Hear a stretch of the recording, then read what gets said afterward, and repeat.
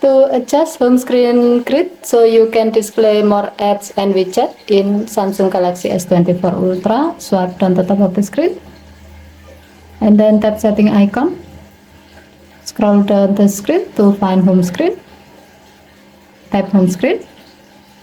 Alternatively, you can go to this menu by long tapping on an empty area in your home screen to go to the home screen edit screen and then select setting. Next, tap home screen grid. By default, your phone uses 4x5 grid, which means in a single home screen you can display up to 20 apps icon. So if you'd like to be able to show more apps and widgets in a single home screen, you have to set the grid to a bigger value, because the bigger the grid is, the more apps and widgets can be shown in a home screen. Here we have some options available.